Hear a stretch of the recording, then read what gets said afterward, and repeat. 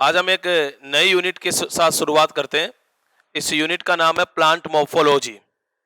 Actually ये 11th class का unit है। सबसे पहले इसको पढ़ने से पहले मैं आपको इस यूनिट का नेचर बताना चाहूँगा। ये एक बेहद सरल यूनिट है। ये एग्जाम्पल बेस्ड यूनिट है, डायग्राम बेस्ड यूनिट है। डायग्राम आपको देखने हैं और एग्जाम्पल आपको लर्न करने पड़ेंगे। कम से कम एनसीईआरटी बेस्ड एग्जाम्पल हम जरूर पढ़ेंगे। बहुत ही सरल यूनिट है। 11th क्लास की ये यूनिट है। अब हमको कोई भी यूनिट पढ़नी है तो उसको कितना पढ़ना है, मतलब उस यूनिट का वेटेज हमको पता होना चाहिए। तो यूजुअली ये प्लांट मॉर्फोलॉजी आपको 4 से 5 क्वेश्चन सीबीएसई में देती है। बड़े इजी इजी क्वेश्चंस होते हैं।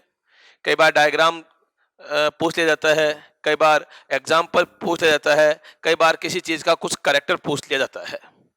तो आज अपन लोग इसको इंट्रोड्यूस करेंगे और इसका एक टॉपिक स्टार्ट करेंगे। तो सबसे पहले इसका इंट्रोडक्शन, प्लांट मॉर्फोलॉजी का इंट्रोडक्शन। ओके, आप देख रहे हैं कि इसमें दो शब्द हैं, एक प्लांट और एक है मॉर्फोलॉजी। सबसे पहले अपन बात करते हैं मॉर्फोलॉजी की। मॉर्फोलॉजी का मतलब होता है बाह्य आकारिकी, मतलब बाहरी संरचना का अध्ययन। मतलब अपन यूं कह सकते हैं कि प्लांट मॉर्फोलॉजी में हम पादपों की बाह्य आकारिकी का अध्ययन करेंगे। बाह्य संरचना का अध्ययन, बाहर से वो पौधा कैसे दिखता है यहां पर। यानी कि अपन ये कह सकते हैं मॉर्फोलॉजी का मतलब हो गया, मैंने लिख दिया बोर्ड पर, मॉर्फोलॉजी का मतलब हो गया बाह्य आकारिकी का अध्ययन, बाह्य संरचना का अध्ययन। और अच्छा लिख देता हूं मैं, बाह्य संरचना का अध्ययन। इसमें अपन बाहरी संरचना का अध्ययन करेंगे केवल। खैर, प्लांट का मतलब है पादपों की। अब आप पादप तो बहुत सारे जानते हो, जैसे आप डायवर्सिटी पढ़ी हुई है आपकी, तो आप जानते हो कि पादपों में तो शैवाल भी आता है, ब्रायोफाइटा भी आता है, टेरिडोफाइटा भी आता है, जिम्नोस्पर्म भी आता है और एंजियोस्पर्म भी आता है। तो क्या हम सारे पादपों की मॉर्फोलॉजी पढ़ेंगे? नहीं, हम यहाँ केवल एंजियोस्पर्मी पादपों की मॉर्फोलॉजी पढ़ेंगे। इसीलिए इस यूनिट का नाम जो आपके एनसीईआरटी में लिखा है वो लिखा है मॉर्फोलॉजी ऑफ फ्लावरिंग प्लांट्स, पुष्पीय पादपों की बाह्य आकारिकी। पुष्पीय पादप का मतलब एंजियोस्पर्म है। अब आप मुझसे पूछना चाहोगे सर ये एंजियोस्पर्म क्या होते हैं? हालांकि आपने डायवर्सिटी में पढ़ रखा है, पर फिर भी एंजियोस्पर्म आपके आसपास जितने भी पौधे आपकी सराउंडिंग में हैं उनमें या तो सारे या अधिकांशतया कौन से होते हैं? एंजियोस्पर्म होते हैं। आपने आज तक देखे कौन से प्लांट्स हैं? एंजियोस्पर्म को ही देखा आपने आज तक? एंजियोस्पर्म में ये आपके बरगद आ जाता है, पीपल आ जाता है, खेजड़ी आ जाता है, कीकर आ जाता है। और अगर आप खेत की बात करें तो अपने फसलीय पादपों में गेहूं, मक्का, जौ, जवार, बाजरा, राई, चावल, गन्ना। अपन और दूसरे पादपों की बात करें, सरसों, गुड़हल, मटर और भी बहुत अनगिनत एग्जाम्पल आप इनके ले सकते हो। आपने आज तक ज्यादातर देखे ही एंजियोस्पर्मी पादप हैं। तो उनकी बाह्य आकारिकी पढ़ेंगे। ध्यान देना, इसमें केवल एंजियोस्पर्मी पादपों की अपन मॉर्फोलॉजी पढ़ेंगे। ओके, अब आप कहोगे सर ये एंजियोस्पर्मी पादप कैसे होते हैं? आपने देख रखे हैं, इनके एक एक भाग को मैं बताऊंगा, एक एक भाग को मैं इस यूनिट में पढ़ाऊंगा। तो आज सबसे पहले हम इसको इंट्रोड्यूस करते हैं। तो मैं स्टार्ट करता हूं इसका इंट्रोडक्शन। ध्यान से, किसी भी एंजियोस्पर्मी पादप के शरीर को हम मूलभूत रूप से दो भागों में बांट सकते हैं। ये देखो ध्यान से, एक डायग्राम आपके बना हुआ है, मैं भी उस डायग्राम को यहीं पे बनाने की कोशिश कर रहा हूं। ये देखिए, ये सॉइल सरफेस, मतलब अपन कह सकते हैं मृदा, मृदा की सतह यही है, यही धरती माता है। इसके ऊपर एक एंजियोस्पर्मी पौधा लगा हुआ है। मैंने ऐसे से एक एंजियोस्पर्मी पौधा लगा दिया। आप देख सकते हैं ये वाला भाग इसका अंडरग्राउंड है, जिसको अपन कह सकते हैं रूट। रूट मतलब मूल, जड़। ये रही, ये तो भूमिगत भाग है। और ये वाला भाग यहां से यहां तक जो मैंने बनाया है, ये इसका एरियल प्लांट पार्ट है। और एरियल प्लांट पार्ट को अपन मिला के बोलते हैं सूट, हिंदी में बोल देते हैं इसको प्ररोह है। यानी अभी तक मैंने कुछ नहीं पढ़ाया, पर इतना जान गए कि किसी भी एंजियोस्पर्मी पादप के पादप शरीर को मुख्य रूप से दो भागों में बांटा जा सकता है। मैं यहां लिखूं कि एंजियोस्पर्मिक प्लांट, ये रहा एंजियोस्पर्मिक प्लांट, इसके शरीर के आपने कर दिए 2 भाग, ये 2 भाग। एक कर दिया अंडरग्राउंड प्लांट पार्ट, अंडरग्राउंड भूमिगत भाग, जिसको आपने नाम दिया है रूट, जड़। इसकी डिटेल पढ़ेंगे अपन। दूसरा आपने पढ़ा है यहां पर, that is aerial plant part, वायवीय भाग, और इसको आपने नाम दिया है सूट, हिंदी में बोलते हैं इसको प्ररोह। अब आ जाता है कि वायवीय भाग में क्या क्या होता है। अगर अपन वायवीय भाग को देखें तो इसमें आपको तना दिखाई देगा। ये मैंने तना ही बनाने की कोशिश की है पर बना नहीं है अभी। वैसे आप तने के चैप्टर में पढ़ोगे, आप जानते भी हो कि तने पर पर्वसंधियां और पर्व पाए जाते हैं। ये रही पर्वसंधियां, ये देखिए, ये पर्वसंधियां बनाई है मैंने। मैं नाम लेबलिंग कर लेता हूं। इस स्ट्रक्चर का नाम आपने लिखा है स्टेम, तना। ये संरचना आपने लिखी है नोड, नोड मतलब पर्वसंधि। और याद रखना 2 पर्वसंधि, ये एक ये रही, एक ये रही, इनके बीच का भाग ये यहां से यहां तक, इसको मैं लिखता हूं इंटरनोड, हिंदी में पर्व। 2 पर्वसंधियों के बीच का भाग इंटरनोड, हिंदी में पर्व कहलाता है। तो आपने वायव्य भागों में सबसे पहले सूट की बात करें तो एक पार्ट इसका ले लिया और वो है तना, स्टेम, जैसा कि आपने देखा। अभी आप मुझसे ये भी पूछ सकते हो सर पर्वसंधि क्या होती है। तो याद रखने की बात है, पर्वसंधि वह संरचना होती है जिससे पत्ती निकलती है। पत्ती हर कई स्थान से नहीं निकलती। पत्ती कहां से निकलेगी? जहां पर्वसंधि होगी। तो अपन कह सकते हैं वह संरचना जिससे पत्ती निकलती है वह पर्वसंधि कहलाती है। तो ये नोड है, नोड का मतलब पर्वसंधि, इससे क्या निकलेगी? पत्ती।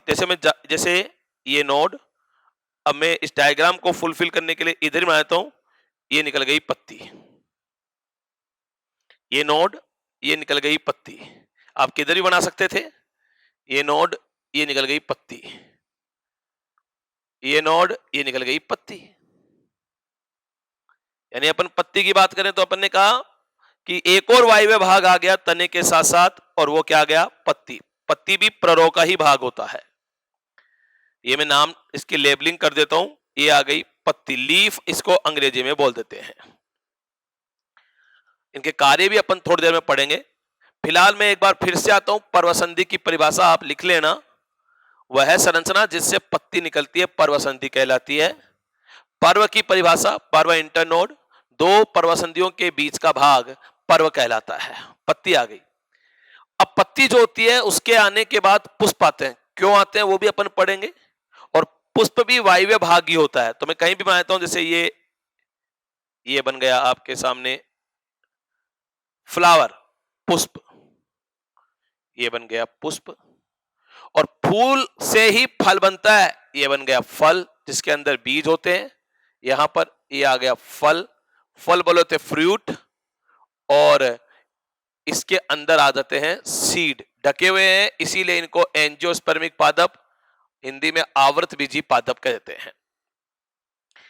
वायव्य भागों में तना आ गया, पत्ती आ गई, और लिख सकते हो आप पुष्प आ गया, और लिख सकते हो आप फल आ गया, और लिख सकते हो आप बीज आ गया।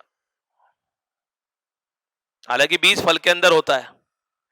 इतने सारे भाग मिलकर इसका वायव्य भाग बनाता है और यह सम्मिलित रूप से प्ररोह कहलाता है। यानी अभी तक हमने डायग्राम देखा, डायग्राम आपके एनसीईआरटी में भी बना है, आप लेबलिंग उसकी देख सकते हैं, नामांकन आपको देखना ही होगा।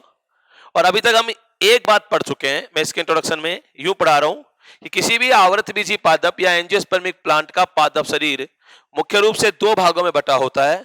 उसका भूमिगत भाग जड़ कहलाता है और उसका वायव्य भाग प्ररोह कहलाता है।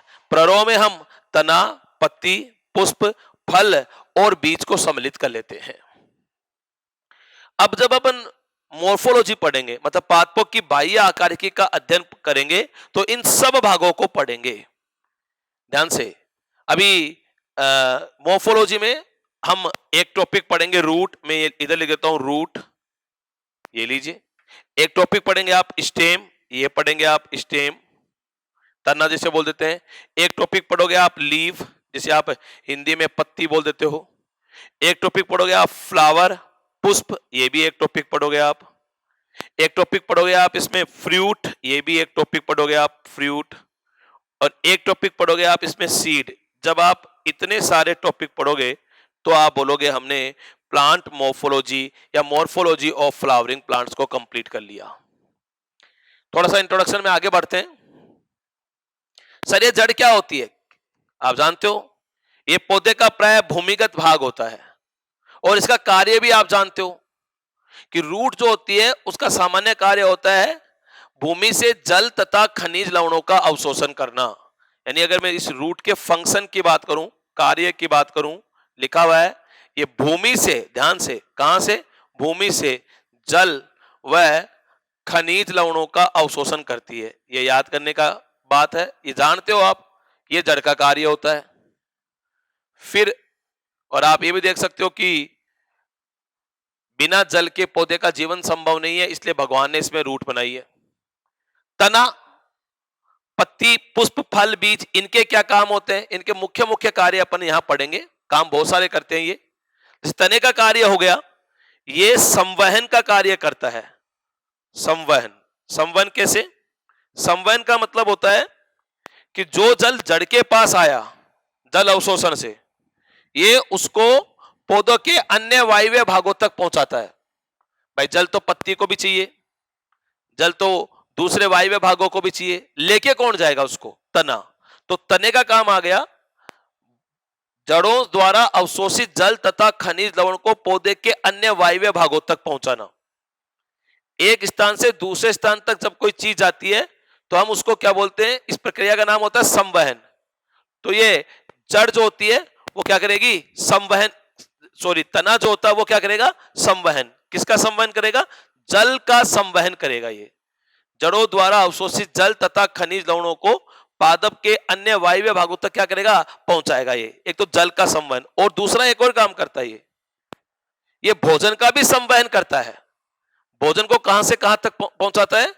भोजन को उसके निर्माण स्थल से उन समस्त अंगों तक पहुंचाता है जहां उसकी आवश्यकता होती है और जहां उसका संचय होता है।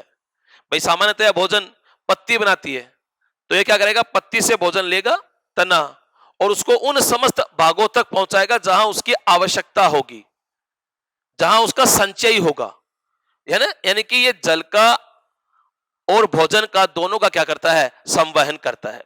दूसरा एक और काम करता है ये तना। आप देख सकते हो तना क्या करेगा? ये पत्तियों को, पुष्पों को, शाखाओं को धारण करता है। ध्यान देना, अपन ये भी कह सकते हैं ये पत्ती, पुष्प, शाखा, इनको धारण करता है। को धारण करना, ये भी इसका एक काम होता है। इन सभी जानते हैं कि तने पर ही लगे होते हैं, पत्ती, पुष्प, शाखा, फल, इनको ये धारण करता है। पत्ती क्या करती है? भगवान ने क्यों बनाई पत्ती? भाई जीने के लिए केवल जल ही आवश्यक नहीं होता, जल के साथ साथ जीने के लिए आप देख सकते हैं भोजन भी आवश्यक होता है, और भोजन बनाने का काम करती है पत्ती। सामान्यतया पत्ती का सबसे प्रमुख कार्य होता है प्रकाश संश्लेषण करना। पर देखो एक स्टेटमेंट सुनना, क्या पौधे में केवल पत्ती ही प्रकाश संश्लेषण करती है? नहीं, गलत बात। मुख्य रूप से पत्ती प्रकाश संश्लेषण करती है। पौधे के सारे हरे वायुव्य भाग प्रकाश संश्लेषण करते हैं। कोई भी भाग जो वायु में है और हरा है वो प्रकाश संश्लेषण करेगा, पर इन सब में सबसे ज्यादा प्रकाश संश्लेषण कौन करती है? पत्ती। तो पत्ती का एक काम मैंने लिख दिया इधर, ये इधर आ गया, प्रकाश संश्लेषण करना। ये देखो पत्ती का एक काम लिखा मैंने, प्रकाश संश्लेषण। एक और काम करती है पत्ती, वो क्या? ये एक हार्मोन का संश्लेषण करती है जिसका नाम है फ्लोरेजीन। ध्यान से, इंपॉर्टेंट, जगह नहीं है फिर भी मैं लिख रहा हूं इसको, फ्लोरेजीन का संश्लेषण स्थल, फ्लोरेजीन का संश्लेषण स्थल। फ्लोरेजीन पत्तियों में बनता है और पुष्प बनने के लिए यह आवश्यक होता है। ध्यान से, एक क्वेश्चन आता है, पुष्प निर्माण के लिए किस हार्मोन की आवश्यकता होती है? फ्लोरेजीन की आवश्यकता होती है। बिना फ्लोरेजिन के कभी भी पुष्प नहीं बनेगा। इसका मतलब अगर किसी पौधे पर पत्ती नहीं है तो क्या उसमें फूल आएंगे? नहीं आएंगे, क्योंकि जब पत्ती ही नहीं है तो फ्लोरेजिन नहीं बनेगा, और जब फ्लोरेजिन नहीं बनेगा तो पुष्प भी नहीं बनेगा। यानी एक स्टेटमेंट में बोलूं, किसी भी पत्ती विहीन पौधे पर पुष्प नहीं आते, तो यह सत्य कथन है। क्योंकि पहले पत्ती आएगी तो फ्लोरेजिन बनेगा, और फ्लोरेजिन बनेगा तो पुष्प बनेंगे। तो एक क्वेश्चन आता है कि फ्लोरेजिन का संश्लेषण स्थल कौन होता है? तो मैं बार बार कहता हूं, फ्लोरेजिन का संश्लेषण स्थल पत्तियां होती है, पुष्प नहीं होता है। कौन होती है? पत्तियां। याद करने की बात है। और पत्तियां प्रकाश संश्लेषण भी करती हैं, और भी कई काम करते हैं, पर ये मुख्य कार्य लिखे मैंने उसको। पुष्प ये क्या करता है सब जानते हैं। पादपों में लैंगिक जनन का स्थल पुष्प में होता है। ये देखिए पुष्प, ये लैंगिक जनन का स्थल है, लैंगिक जनन का कार्य करते हैं ये। फल ये खाद्य पदार्थों का संचय करते हैं, तभी तो आप फल को खाते हो, क्योंकि इसमें संचित खाद्य होता है। और बीज ये लैंगिक जनन का अंतिम उत्पाद होता है। याद रखने की बात है, लैंगिक जनन का अंतिम उत्पाद क्या होता है? आवर्तबीजी पादपों में बीज। तो जब आप इतना सारा पढ़ोगे, मैंने टॉपिक बता दिए, जड़, तना, पत्ती, पुष्प, फल, बीज, तब आप कहोगे हमने मॉर्फोलॉजी पूरी पढ़ी है। मोटा मोटा आपने एंजियोस्पर्मी पादपों के वायव्य भागों को देखा, भूमिगत भागों को देखा, और उनके कार्य पढ़े। यह इंट्रोडक्शन था इसका। अब आपके दिमाग में आएगा, सर आपने जो पढ़ा है उससे क्वेश्चन कैसे आएंगे? तो कल को यह डायग्राम देखकर इसका नामांकन करवाया जा सकता है। दूसरा, यह डायग्राम देखकर किसी भी भाग का कार्य पूछा जा सकता है। तो मैंने कार्य भी बताया है और नामांकन भी बताया है। अब अपन इसमें पहला टॉपिक स्टार्ट करते हैं, और वो आ जाता है रूट। तो अब चालू करते हैं पहला टॉपिक अपन, कौन सा? रूट। किसी भी टॉपिक को पढ़ने से पहले आपको उसके कंटेंट के बारे में पता होना चाहिए कि इस टॉपिक में हम क्या क्या पढ़ेंगे। तो रूट के कंटेंट के बारे में भी आपको पता होना चाहिए। तो रूट का मैं आपको क्या क्या पढ़ाऊंगा, इसके कंटेंट ये रहे। रूट का कंटेंट, बहुत सारी चीजें आप रूट में पढ़ोगे। जैसे सबसे पहले मैं इसकी परिभाषा पढ़ाऊंगा आपको। पहला कंटेंट अपन पढ़ेंगे परिभाषा का। परिभाषा के बाद में पढ़ाऊंगा जड़ के लक्षण में आपको, लक्षण। फिर पढ़ाऊंगा मैं आपको इसमें जड़ के प्रकार। तीसरा, जड़ के प्रकार। अब दो प्रकार की जड़ पढ़ोगे मुझसे इसमें। एक पढ़ोगे मूसला मूल, अंग्रेजी में टैप रूट, और एक पढ़ोगे आप मुझसे इसमें अपस्थानिक मूल, अंग्रेजी में एडवेंटिटियस रूट। ये दो प्रकार की जड़ पढ़ोगे। इसके बाद आप इसमें पढ़ोगे, इससे लगता हुआ पार्ट, मूल सिस्टम, जड़ तंत्र। ये सब क्या चीज होती है ये अपन पढ़ेंगे। ये तो मोटा मोटा आपके पास नोट्स आएंगे या एनसीईआरटी तो बिना हेडिंग के लिखते हैं, तो आप देखोगे कि ये सारे हेडिंग उसमें डले हुए हैं।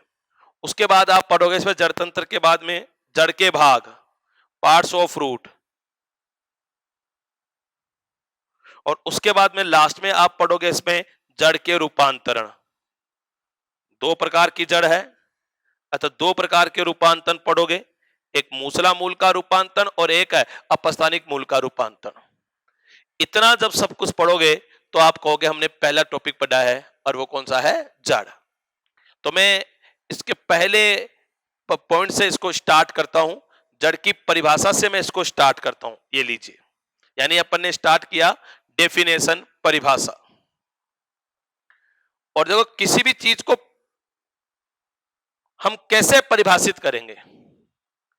परिभाषा का मतलब होता है लक्षणों का योग, लक्षणों का योग करेंगे।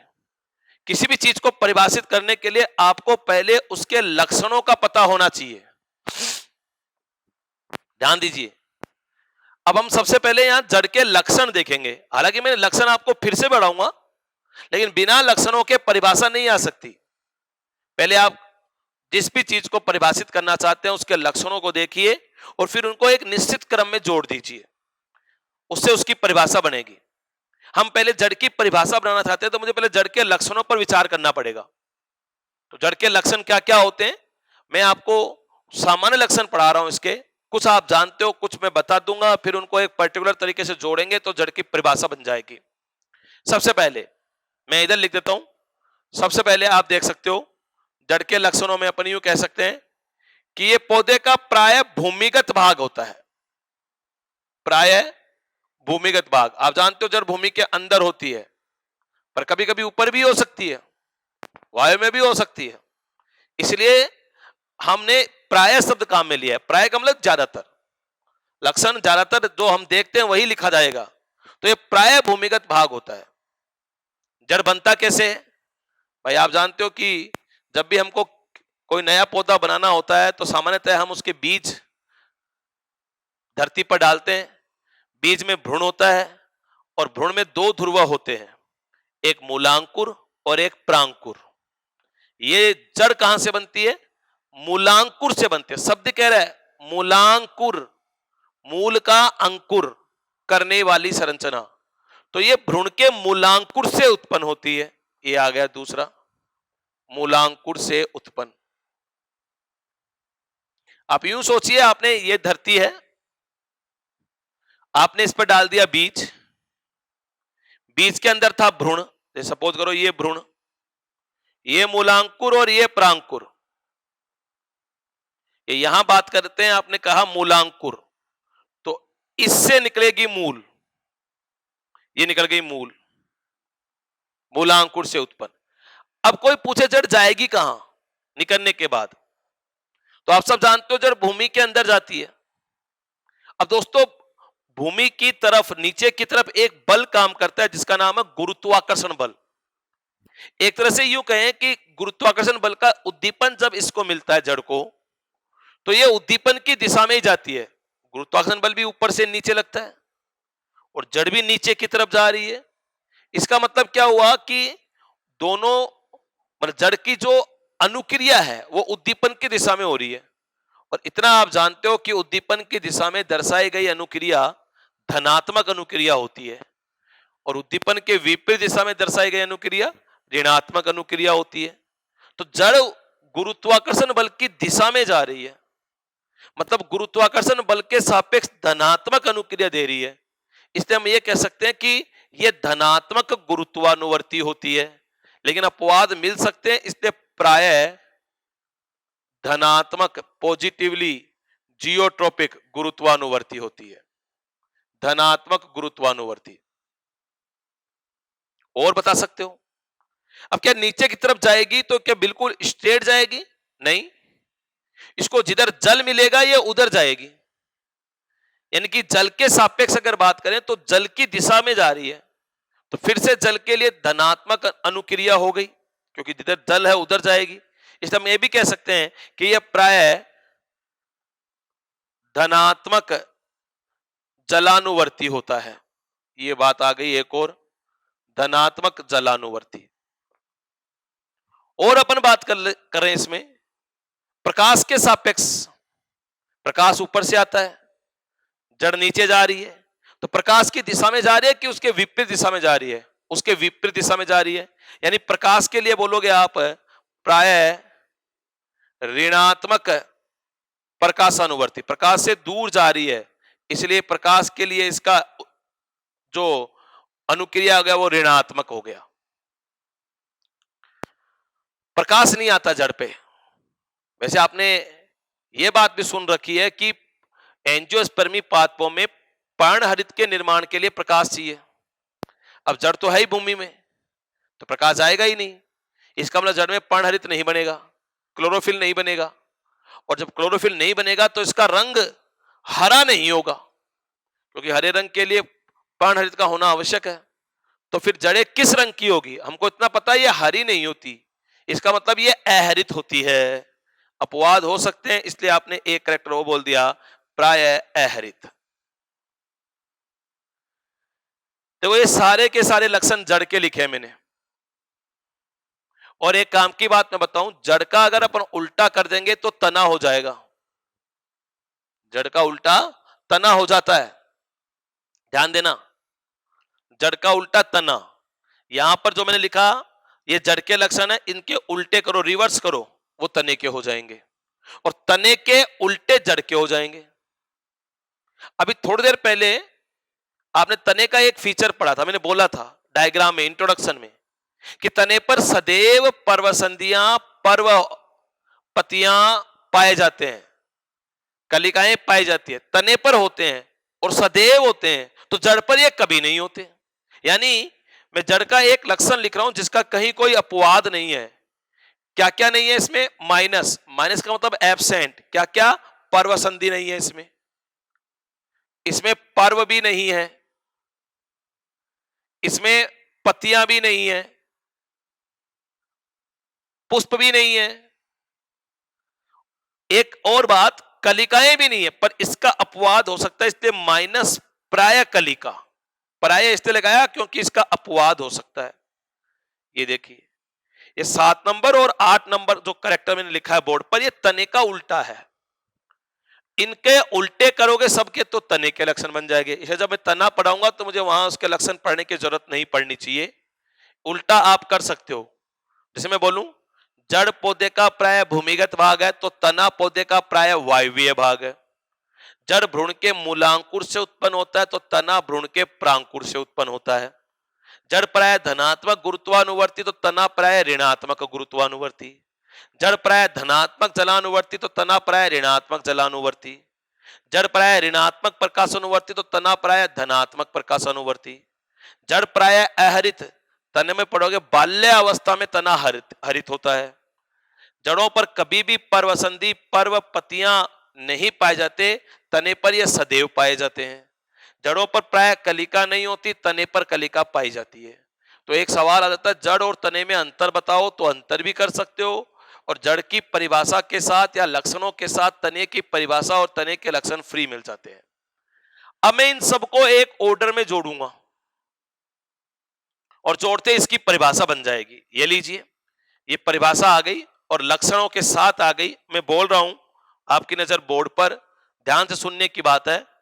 पौधे के मुख्य अक्ष का वह भाग जो प्राय भूमिगत होता है, जो भ्रूण के मूलांकुर से उत्पन्न होता है, जो प्राय धनात्मक गुरुत्वानुवर्ती, धनात्मक जलानुवर्ती, ऋणात्मक प्रकाशानुवर्ती और अहरित होता है, और जिस पर कभी भी पर्वसंधि, पर्व पतियां और प्राय कलिकाएं नहीं पाई जाती है, वह मूल कहलाता है, वह जड़ कहलाता है। ये सारे लक्षण मैंने लिखे, इनको एक क्रमबद्ध तरीके से जोड़ा और जड़ की परिभाषा बन गई। ये आपने पहला कंटेंट परिभाषा निपटा दी, और इसके साथ याद रखना, तने की परिभाषा आपने फ्री ली है। याद रखना, तने के लक्षण आपने फ्री फ्री में पढ़े, जड़ के लक्षणों के साथ। एक क्वेश्चन और पढ़ा कि जड़ और तने में अंतर क्या है, तो वो भी आपको यहां से फ्री मिल गया। दूसरा कंटेंट लेके आते हैं, लक्षण। देख ही रहे हो, लक्षण लिखे हुए हैं बोर्ड पर ये जो लक्षण मैंने लिखे हैं, ये हैं मोर्फोलॉजिकल कैरेक्टरिस्टिक्स, बाहर से देखे जाने वाले लक्षण। हालांकि इस यूनिट में मुझे आपको मोर्फोलॉजिकल कैरेक्टर ही पढ़ाने हैं, लेकिन मैं मोर्फोलॉजिकल के साथ साथ आपको कुछ एनाटॉमिकल कैरेक्टर भी पढ़ाऊंगा, ताकि अगर कल को क्वेश्चन थोड़ा आगे पीछे से भी आए तो आप उसको आराम से कर दो। तो मैं स्टार्ट करता हूं, जड़ के लक्षण। अब ये कंटेंट मिटाने पड़ेंगे मुझको। ये लीजिए, अपन दूसरा कंटेंट लेके आ रहे हैं, जड़ के लक्षण। मोर्फोलॉजिकल कैरेक्टरिस्टिक्स आपने पढ़ रखे हैं, ये मोर्फोलॉजिकल कैरेक्टरिस्टिक्स हैं, और भी एक दो जोड़ देंगे इनमें। अब हम इसके कुछ एनाटॉमिकल कैरेक्टरिस्टिक्स भी निकालेंगे, और एनाटॉमिकल कैरेक्टरिस्टिक्स के लिए आपको एनाटॉमी में आपके सर ने बताया था, या आप पढ़ोगे आगे, कि उसमें एक स्लाइड बनती है, और स्लाइड स्लाइड आप जानते हो, उसका टीएस काट लेते हो, उसका अभिरंजन कर लेते हो, सूक्ष्मदर्शी के नीचे देखते हो तो स्लाइड दिखाई देती है। तो यहां पर कैसी जड़ दिखाई देगी? ऐसी सी दिखाई देगी जड़, सूक्ष्मदर्शी के नीचे। ये मेरा टारगेट आपको एनाटॉमी पढ़ना नहीं है, ये मैं केवल इसके मोटे मोटे पार्ट्स, मोटे मोटे लक्षण अपन एनाटॉमी से इसके पढ़ेंगे। ये जड़ की एक स्लाइड मैंने आपके सामने बनाई, मोटी मोटी ऐसी सी।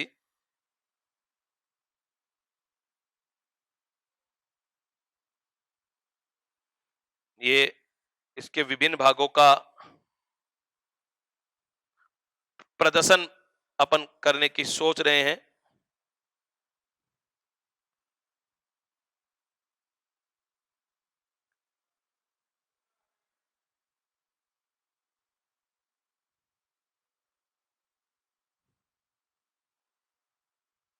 यहां पर और भी अंदर बहुत सारे भाग दिखाई देंगे।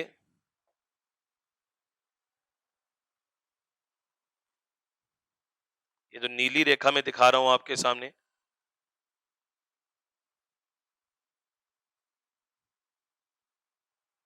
ये इसका कोई एक दूसरा भाग है जो इससे इस प्रकार से दिखाया मैंने। इसके अंदर भी कुछ और दिखेगा आपको। ये इसके संवहन पूल दिखाए मैंने। ये अक्स, ये पी, ये अक्स, ये पी। यहां पर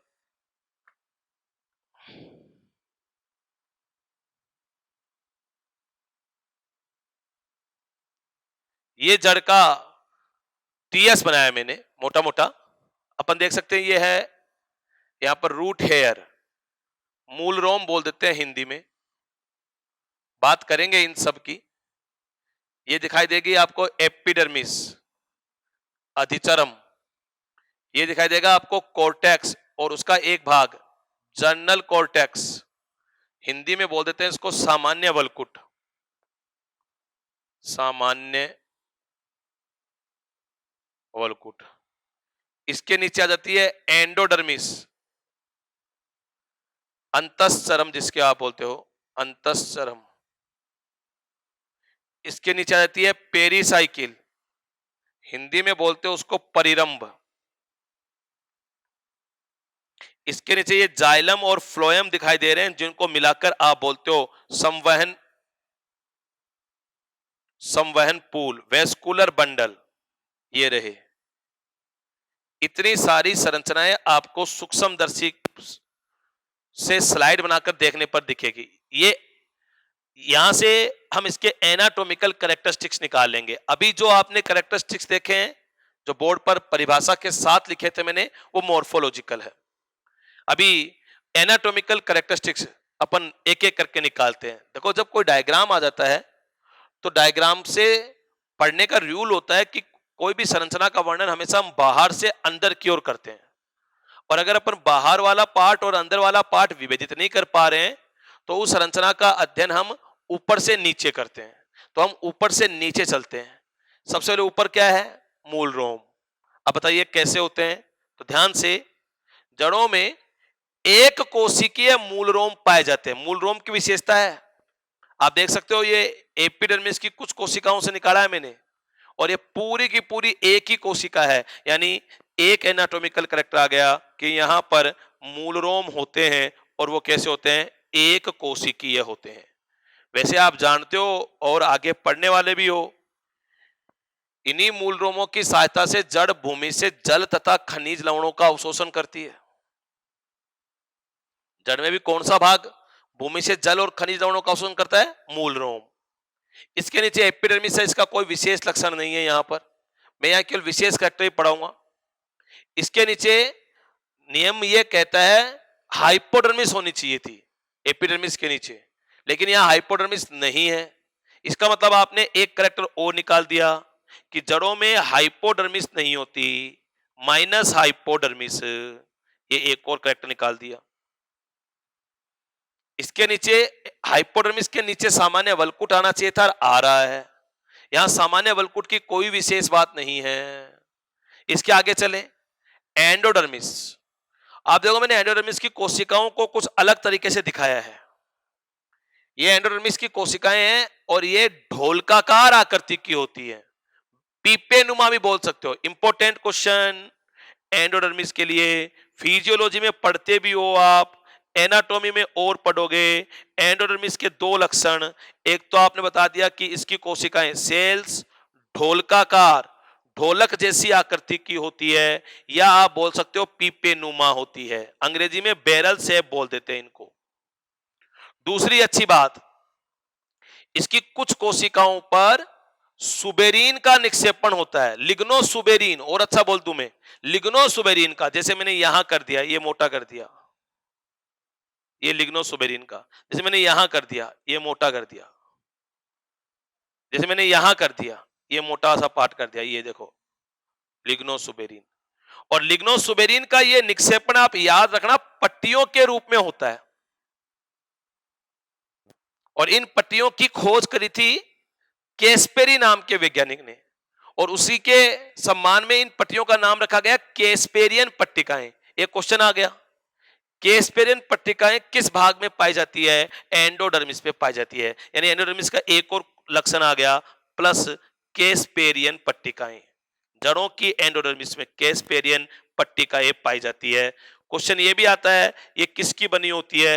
मैंने बताया लिग्नोसुबेरिन की, मैंने बताया मुख्य रूप से सुबेरिन की। मुख्य रूप से सुबेरिन होता है, थोड़ा बहुत मात्रा में लिग्निन भी होता है, तो मुख्य रूप से तो सुबेरिन की बनी होती है, और वैसे लिग्नोसुबेरिन की बनी होती है। इसके नीचे आपको पेरिसाइकिल दिखाई दे रहा है। अब पेरिसाइकिल के भी कुछ कैरेक्टर है यहां पर, बहुत बढ़िया कैरेक्टर। अब मैं ऊपर साइड में लिख देता हूं, यहां पर जगह नहीं है, यहां लिखता हूं परिरम्भ के कैरेक्टर।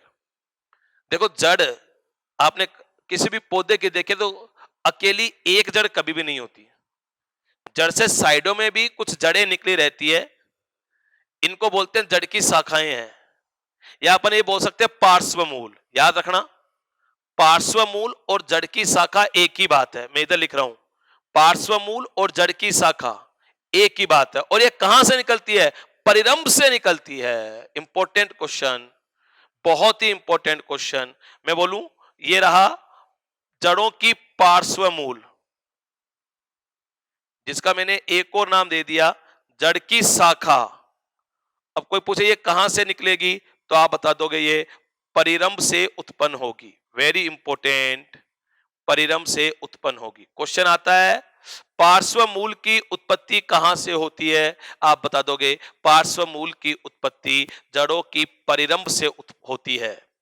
और एक कंसेप्ट बताता हूं मैं आपको, कोई भी चीज जो परिरंभ से निकले या उसके अंदर से निकले, ध्यान देना, या तो परिरंभ से और या उसके अंदर से, तो वो उत्पत्ति में होती है अंतर्जात। ध्यान देना। और अगर परिरंभ के बाहर से निकलती है, वो उत्पत्ति में होती है बहिर्जात। अब ये पार्श्व मूल कहां से निकल रही है? आपने कहा परिरंभ से निकल रही है, इसका मतलब पार्श्व मूल, वेरी इंपॉर्टेंट, ये उत्पत्ति में कैसी होती है? अंतर्जात, एंडोजीनस। ये उत्पत्ति में अंतर्जात होती है, ये याद करने की बात है। पार्श्व मूल उत्पत्ति में अंतर्जात होती है, याद करने की बात है। इसके नीचे आ जाएंगे संवहन पूल। इतना आप जानते हो, जाइलम और फ्लोएम मिलाकर संवहन पूल कहलाते हैं। अब संवहन पूल में आप क्या देख रहे हो? यहां पर आपने देखा, अगर मैं इसको सेंटर मानूं तो जिस त्रिज्या पर जाइलम है उस पर फ्लोएम नहीं है। या एक्स जाइलम को दिखा रहा है, पी फ्लोएम को दिखा रहा है। अलग अलग त्रिज्या पर है जाइलम और फ्लोएम। और जब जाइलम तथा फ्लोएम अलग अलग त्रिज्या पर होते हैं तो ऐसे संवहन पूल कहलाते हैं त्रिज्यी, जिनका एक और नाम लिखा जा सकता है अरीय। तो यहां पर संवहन पूल आपने बता दिया त्रिज्यी होते हैं जड़ों के, या आप बता सकते हो अरीय।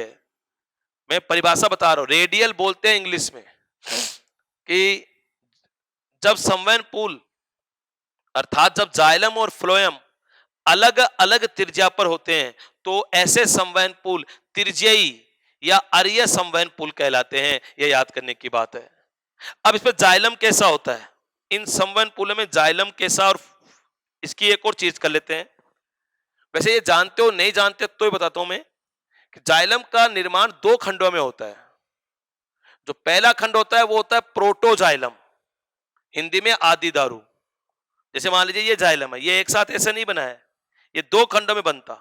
तो पहला खंड ये रहा, ये रहा, ये बना है, तो इसका नाम है प्रोटोजाइलम, P4 प्रोटोजाइलम। और जो बाद का खंड है वो है मेटाजाइलम। ये देखिए आप। अब मैंने प्रोटो किधर की ओर दिखाया है? बाहर की ओर दिखाया। ये अंदर की ओर या बाहर की ओर किधर भी बन सकता है, पर जड़ में किधर की ओर बनता है? बाहर की ओर बनता है।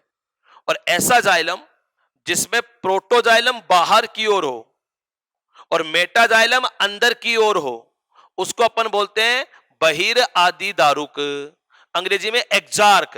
Important character. तो जड़ों का जाइलम कैसा होता है? एक्जार्क, हिंदी में बहिर आदि दारू। आपने परिभाषा बता दी। एक्जार्क का मतलब हो गया प्रोटोजाइलम बाहर और मेटाजाइलम अंदर।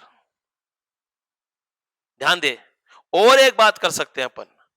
बताओ, अगर जाइलम का विकास का क्रम देखें, जाइलम में प्रोटोजाइलम बाहर बना, मेटाजाइलम अंदर बना, पहले बाहर फिर अंदर, तो बाहर से अंदर इस क्रम में बनाइए। और ये क्रम आप देख रहे हो अभिकेंद्री, यानी जाइलम के विकास का क्रम यहां पर अभिकेंद्री होता है। ये लीजिए, एक और बात कर सकते हैं अपन यहां पर। वो क्या? एक टर्म होती है वार्षिक वलय। आप जानते हो वैसे वार्षिक वलय बनने के लिए दो चीजों का होना जरूरी है। एक तो जलवायु के स्पष्ट परिवर्तन और एक द्वितीयक वृद्धि। ये दोनों चीजें जब किसी पादप अंग में होगी तो वह पादप अंग वार्षिक वलय बनाएगा, अदरवाइज नहीं बनाएगा। एनाटॉमी में आप पढ़ोगे जड़ों में द्वितीयक वृद्धि होती है, हो सकती है, लेकिन जड़ पौधे का भूमिगत भाग है, अतः इस पर जलवायु का स्पष्ट परिवर्तन नहीं होता है। अतः दो शर्तों में से यह केवल एक शर्तों की पालना कर रही है, दूसरी शर्त की पालना नहीं कर रही है। और मैंने कहा कि दोनों शर्तों की पालना जरूरी है, यहां एक की पालना हो रही है, इसका मतलब जड़ों में वार्षिक वलय नहीं बनते हैं। बढ़िया क्वेश्चन। जड़ों में वार्षिक वलय नहीं बनते मतलब अनुपस्थित होते हैं।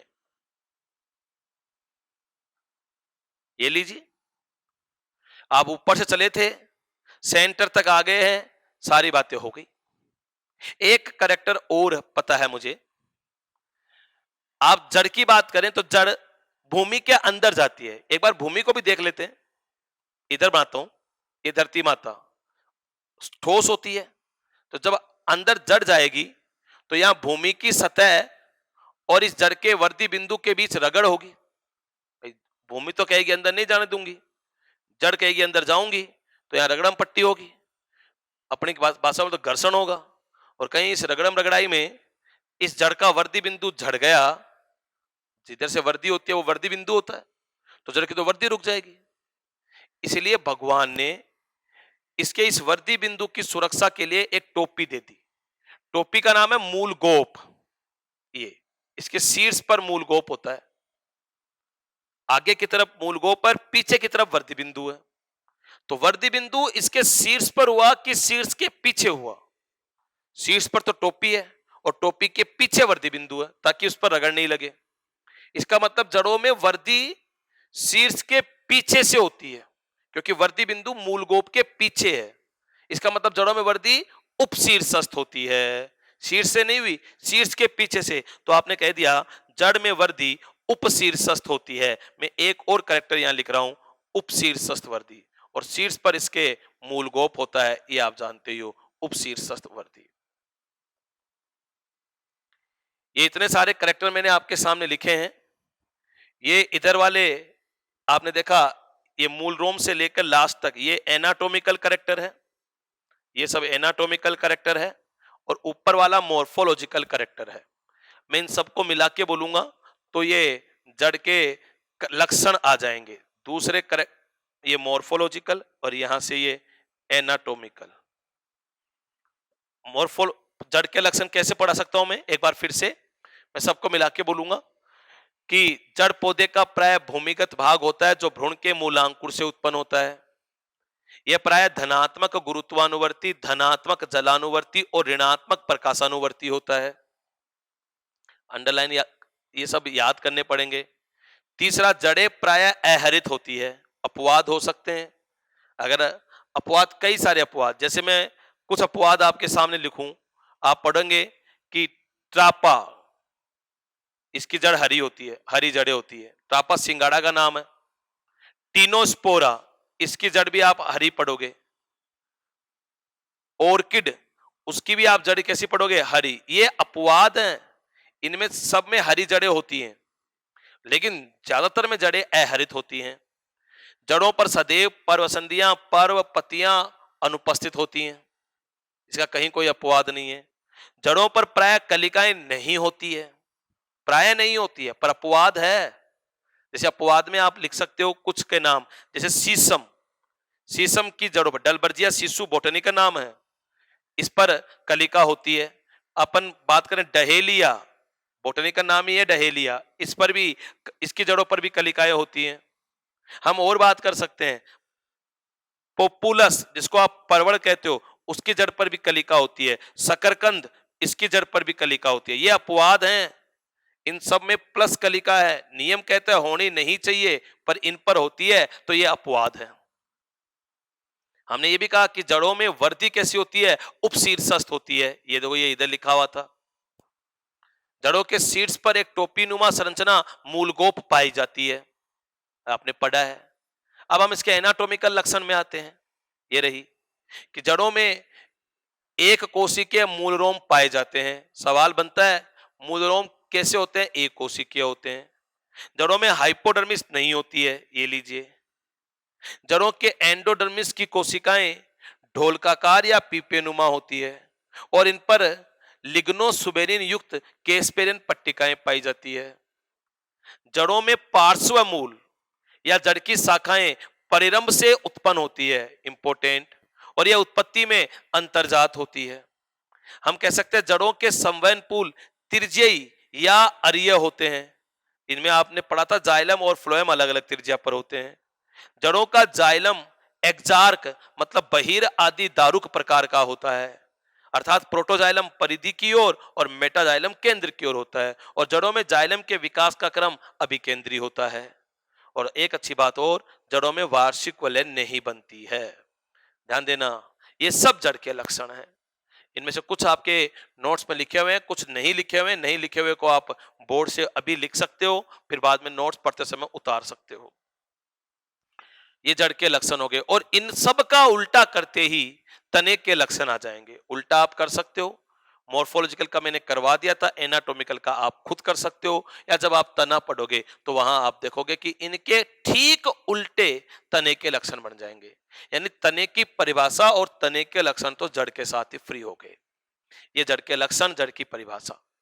अभी तक आज की क्लास में हमने दो कंटेंट पढ़ लिए, एक जड़ की परिभाषा, एक जड़ के लक्षण। अब मैं नया कंटेंट लेके आ रहा हूं, और वो है जड़ के प्रकार। आ जाते हैं जड़ के प्रकार। और देखो, एक नियम याद रखना, मॉर्फोलॉजी में किसी भी चीज के प्रकार जब आप पढ़ोगे तो उसका कोई ना कोई आधार होगा। बिना आधार के कभी भी प्रकार नहीं होगा। ध्यान देना, बिना आधार के कभी भी प्रकार नहीं होगा। मैं बार बार बोल रहा हूं, आप किसी भी चीज के पहले क्या पढ़ोगे, प्रकार कभी भी पढ़ने की कोशिश करोगे तो आधार। इसलिए एक नारा रहेगा अपना, फिर प्रकार फिर आधार। बिना आधार के कभी भी प्रकार नहीं होंगे। मैं जब भी प्रकार पढ़ाऊंगा कोई ना कोई आधार बताऊंगा। अभी अपन जड़ के प्रकार पढ़ना चाह रहे हैं, तो जड़ के प्रकार मैं यहां लिखता हूं, जड़ के प्रकार।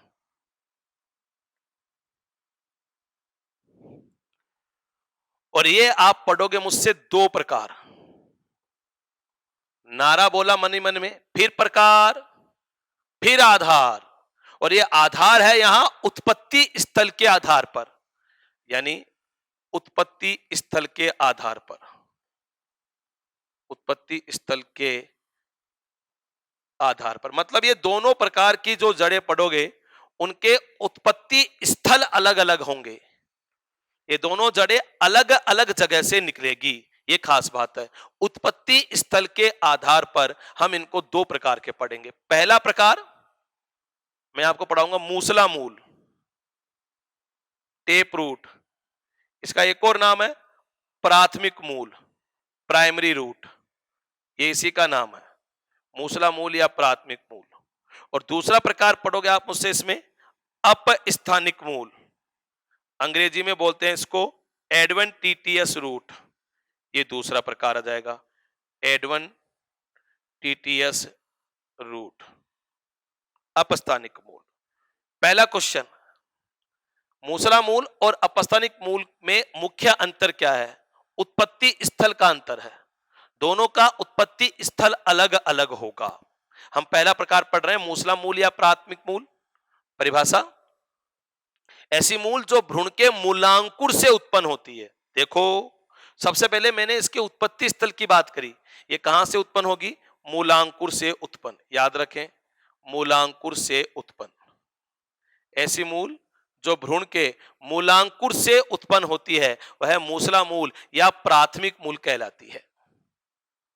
ध्यान देना, यह मूलांकुर से उत्पन्न होगी, इसका उत्पत्ति स्थल मूलांकुर। और ये मूसला मूल या प्राथमिक मूल प्राय द्विबीजी पादपों की विशेषता है। कौन से पादपों की विशेषता बताई मैंने आपको? द्विबीजी पादपों की विशेषता। अब देखो, द्विबीजी पादप, आप ऐसे फैमिली पढ़े हुए हो या आप आगे पढ़ोगे, बहुत सारी फैमिलीज द्विबीजी पादपों की है। आप उसमें बहुत सारे एग्जाम्पल यहां लिख सकते हो। जैसे मैंने एक एग्जाम्पल लिख दिया सरसों, आप और भी लिख सकते हो। ये इन पादपों में पाई जाती है, द्विबीजी पादपों की विशेषता है। अपन इतना सा कह सकते हैं फिलहाल तो कि ऐसी मूल जो भ्रूण के मूलांकुर से उत्पन्न होती है वो मूसला मूल या प्राथमिक मूल कहलाती है। ये द्विबीजी पादपों की विशेषता होती है, उनमें जीवन भर पाई जाती है। और इसका एग्जाम्पल आपने एक लिखा है सरसों। दूसरा आ गया अपस्थानिक मूल। ये दो शब्दों से मिलकर बना है, एक अप और एक स्थानिक। अप मानी होता है से दूर, और स्थानिक का मतलब होता है स्थान। यानी मिला के बोले तो क्या आ गया? स्थान से दूर। मतलब ये जड़ अपने मूल स्थान से दूर से निकलेगी। जड़ के निकलने का मूल स्थान क्या बताया आपने? मूलांकुर। इसका मतलब ये मूलांकुर से नहीं निकलेगी, मूलांकुर के अलावा अन्य किसी स्थान से निकलेगी। यही बात मैं कह रहा था कि कोई भी ऐसी जड़ जो मूलांकुर को छोड़कर पादप के अन्य किसी स्थान से विकसित होती है, भाई दोनों के उत्पत्ति स्थल में अंतर है।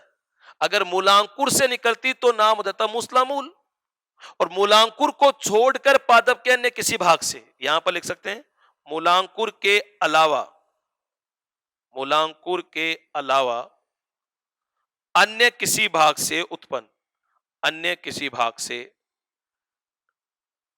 उत्पन्न। ध्यान देना, चाहे कल को वो तने से निकल सकती है, कल को पत्ती से निकल सकती है, बस मूलांकुर से नहीं निकलेगी। मूलांकुर से निकलती तो उसका नाम क्या हो जाएगा? मूसला मूल। और अन्य किसी भाग से निकलते उसका नाम क्या हो जाएगा? अपस्थानिक मूल। ध्यान देना, ये अपस्थानिक मूल जो होती है वो एक बीजपत्री पादपों की विशेषता होती है। एक बीजपत्री पादप, ध्यान देना, एक बीजपत्री पादपों की विशेषता। वास्तव में एक बीजपत्री पादपों में अपस्थानिक मूल पाई जाती है।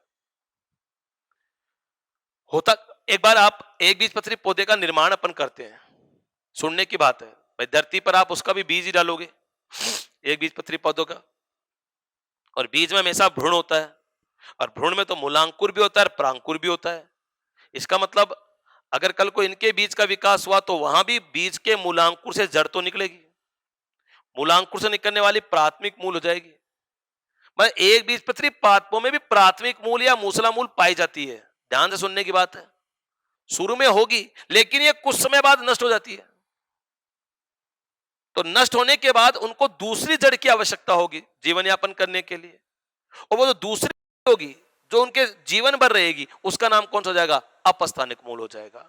यानी एक स्टेटमेंट आपकी एनसीईआरटी में, एक बीजपत्री पादपों में प्राथमिक मूल या मूसला मूल अल्पजीवी होती है। किसमें? एक बीजपत्री पादपों में, और शीघ्र ही इसका प्रतिस्थापन अपस्थानिक जड़ों द्वारा हो जाता है। ध्यान देना, और जो अपस्थानिक जड़ होगी वो मूलांकुर से नहीं निकलेगी, ये अन्य किसी भाग से निकलेगी। अन्य भाग कोई तना हो सकता है, कोई पत्ती हो सकती है, शाखा हो सकती है, पर ध्यान देना ये मूलांकुर के अलावा अन्य किसी भाग से विकसित होगी। बहुत सारे एग्जाम्पल लिख सकते हो अपस्थानिक मूल का, जैसे गेहूं एक एग्जाम्पल लिख सकते हो आप, घास लिख सकते हो, और बहुत सारे एक बीजपत्री पादप में जानबूझ के एक लिख रहा हूं, मोनस्टेरा, ये याद करनी पड़ेगी। ये एक बीजपत्री पौधा है और इसमें अपस्थानिक मूल पाई जाती है। और भी बहुत सारे एग्जाम्पल।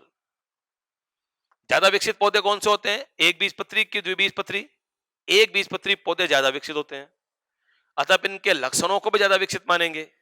तो मूसला मूल का पाया जाना ज्यादा विकसित लक्षण है कि अपस्थानिक मूल का पाया जाना ज्यादा विकसित लक्षण है? अपस्थानिक मूल का पाया जाना ज्यादा विकसित लक्षण माना जाता है। खैर, ये दो प्रकार की जड़ें उत्पत्ति स्थल के आधार पर। वैसे अपस्थानिक मूल मैंने कहा तने से भी निकल सकती है, पत्ती से भी निकल सकती है, शाखा से भी निकल सकती है। ध्यान देना, कहीं से भी निकल सकती है अपस्थानिक मूल। बार बार बोल रहा हूं, तने से भी निकल सकती है, पत्ती से भी निकल सकती है, शाखा से भी निकल सकती है अपस्थानिक मूल। लेकिन कभी कभी जब ये तने के आधार से निकलती है और पतली पतली धागे समान होती है, तब इसका एक नाम और रखा जाता है झकड़ा मूल। ध्यान देना, झकड़ा मूल इसका नाम तभी होगा जब ये तने के आधार से विकसित होगी। आपके एनसीईआरटी में एक लाइन लिखी हुई है कि कुछ एक बीजपत्री पादपों में तने के आधार से जगह फिक्स कर दी गई है, अपस्थानिक जड़ें निकलती हैं, तब इनको झकड़ा मूल कहते हैं। तो झकड़ा मूल एक प्रकार की अपस्थानिक मूल है, ध्यान देना। खैर, ये दो प्रकार की जड़ें आपने पढ़ी। अब हम लोग इसमें एक नया कंटेंट स्टार्ट करते हैं और वो है मूल तंत्र। नया नया स्टार्ट किया मैंने, क्या? मूल तंत्र, रूट सिस्टम। ये यहां से स्टार्ट कर लेते हैं, रूट सिस्टम।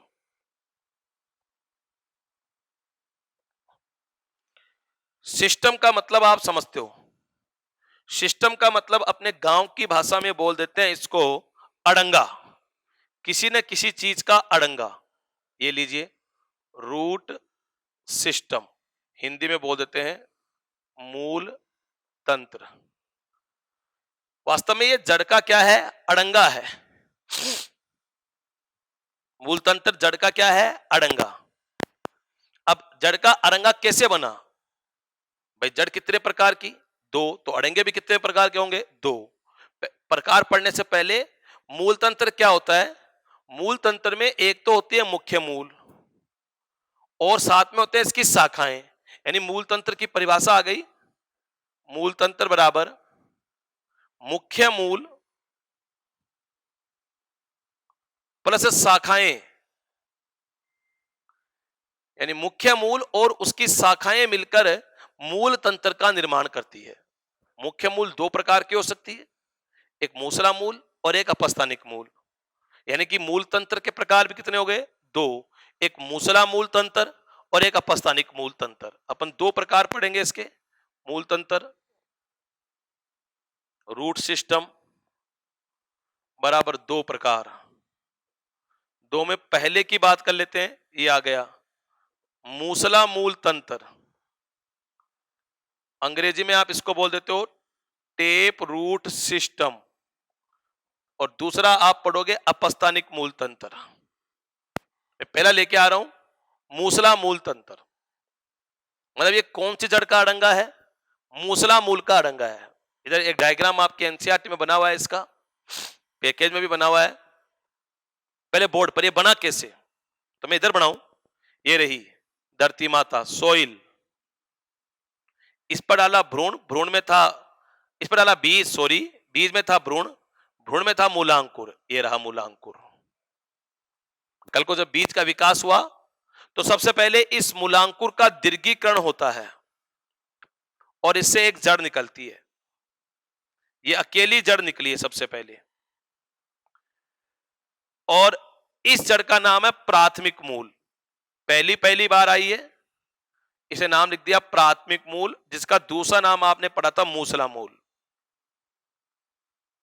आप देख रहे हो ये अकेली, अभी अकेली है, अभी तंत्र नहीं बना है। अभी हमने इतना सा पढ़ा है कि इस प्रकार के मूल तंत्र में भ्रूण के मूलांकुर के दीर्घीकरण से प्राथमिक मूल या मूसला मूल बनती है। परिभाषा की बात करें, मूसला मूल तंत्र में क्या क्या होगा? अपन कहेंगे इसमें एक तो मूसला मूल होगी, मुख्य मूल, और साथ में उसकी शाखाएं होंगी। मूसला मूल और उसकी शाखाएं मिलकर मूसला मूल तंत्र बनाती है। अभी अभी आपने मूसला मूल की बात करी है कि इसमें सबसे पहले भ्रूण के मूलांकुर के दीर्घीकरण से प्राथमिक मूल या मूसला मूल बनती है। अब ये किधर जा रही है? जमीन के अंदर जा रही है, पर भूमि सतह से कितने डिग्री के कोण पे जा रही है? आप अगर इस चित्र को देख रहे हैं तो आपको लग रहा है लगभग 90 डिग्री के कोण पे जा रही है। यानी मूसला मूल की एक विशेषता भी आ गई कि ये भूमि के अंदर भूमि सतह से लगभग उदग्र दिशा में वृद्धि करती है, अर्थात समकोण पर वृद्धि करती है। यानी मूसला मूल की अगर अपन बात करें तो हमने दो बातें कर दी एक तो मूलांकुर के दीर्घीकरण से विकसित हो गई है, मूलांकुर के दीर्घीकरण से विकसित, दीर्घीकरण से विकसित। और दूसरी बात आपने बता दी कि ये भूमि सतह के उदग्र दिशा में वृद्धि करती है। लेकिन अभी केवल मूसला मूल पढ़ा है, अब इसकी शाखाएं निकालनी है। अब इस मूसला मूल से कुछ शाखाएं निकलती है, ये निकाली शाखाएं, इनको पार्श्व मूल भी बोल सकते हो आप। ये शाखाएं निकल गई मूसला मूल से, आप देख रहे हो ये मूसला मूल से कुछ शाखाएं निकल गई।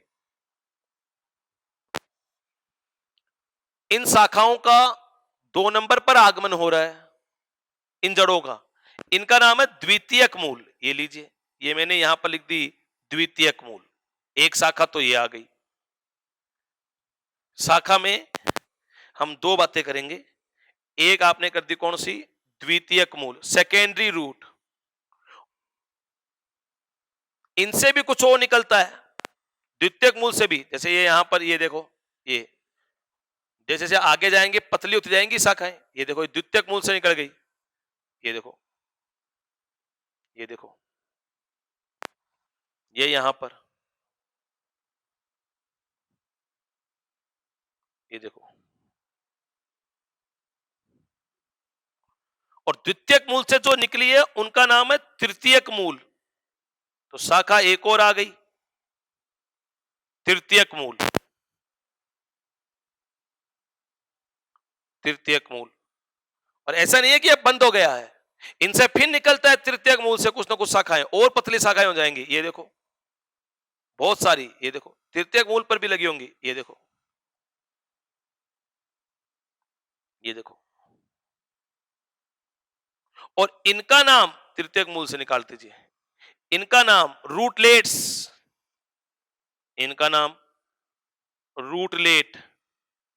ये देखो इन तृतीयक मूल से निकलेंगे रूटलेट, और इन रूटलेट पर लगा होता है मूल रोम। इनके ऊपर क्या लगा होता है, इन पर मूल रोम उपस्थित। इनसे भी कुछ ना कुछ निकलेंगे, इनसे भी, इनसे भी पतले पतले, बहुत पतले हो जाएंगे, ये हो जाएंगे मूल रोम। ये देखो हाँ, बहुत पतले पतले, ये मूल रोम। तो आप देख रहे हो, इस डायग्राम को देखकर बताओ ये अकेली एक जड़ है या जड़ का अड़ंगा है। आप कहोगे जड़ का अड़ंगा है, जड़ का तंत्र है। मैं बोलूंगा कौन सी जड़ का तंत्र है, तो आप बताओगे ये प्राथमिक मूल या मूसला मूल का अड़ंगा है, इसीलिए इसका नाम है मूसला मूल तंत्र। अब मैं इसका वर्णन करना चाह रहा हूं। मैंने बताया सबसे पहले प्राथमिक मूल या मूसला मूल निकलती है, इसकी विशेषता बता दी। फिर इस मूसला मूल से द्वितीयक मूल निकलती है, पर इसकी विशेषता नहीं बताई। द्वितीयक मूल ये क्षैतिज वृद्धि कर सकती है या ये तिर्यक वृद्धि भी कर सकती है, क्षैतिज या तिर्यक कैसे भी वृद्धि कर सकती है।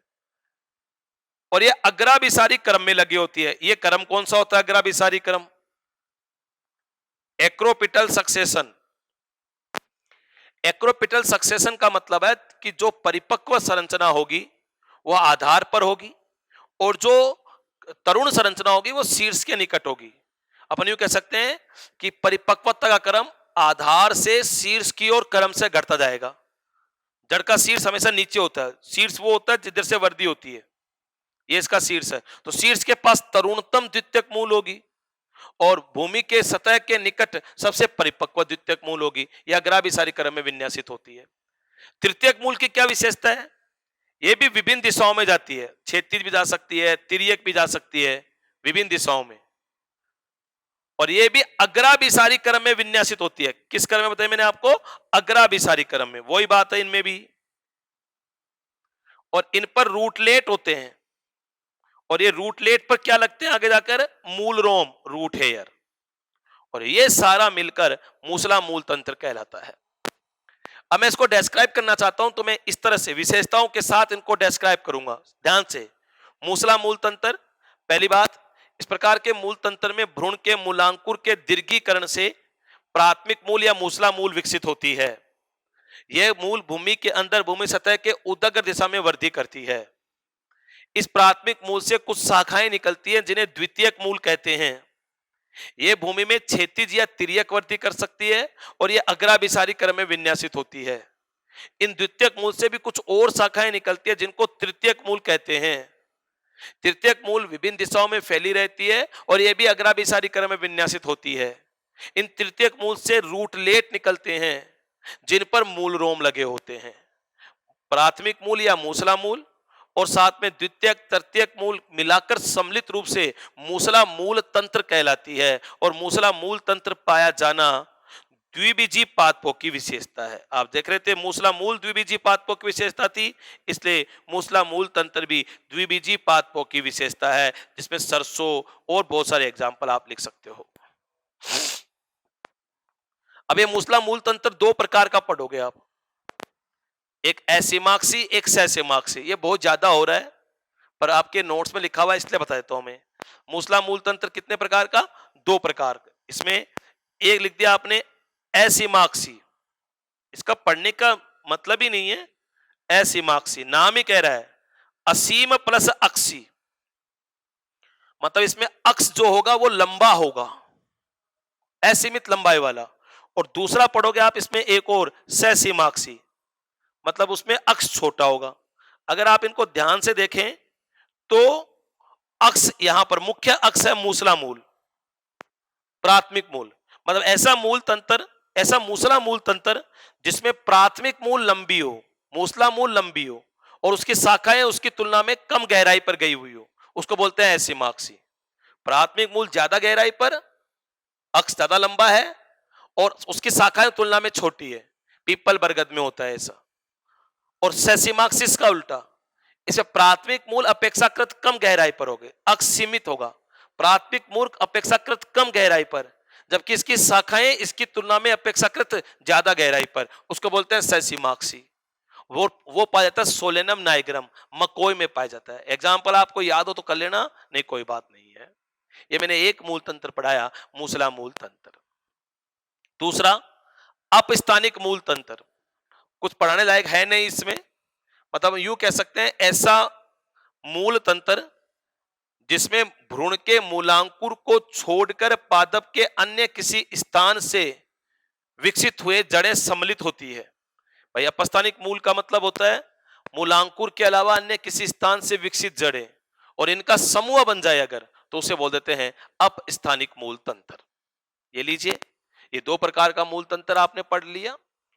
बस आज की क्लास में हम इतना ही पढ़ेंगे। आज हमने जड़ की परिभाषा, जड़ के लक्षण, जड़ के प्रकार और मूल तंत्र पढ़ा। एनसीईआरटी में बहुत कम दिया हुआ है पर आपको ये पूरा पढ़ना है। आपके नोट्स में सब कुछ आएगा, ये पढ़िए, नोट्स पढ़िए, उसके बाद में एनसीईआरटी की एक रीडिंग लगाइए तो आपको एनसीईआरटी बहुत छोटी सी लगेगी। हम अगली क्लास में जड़ के बचे हुए कंटेंट को पढ़ेंगे। तब तक के लिए जय हिंद और जय भारत।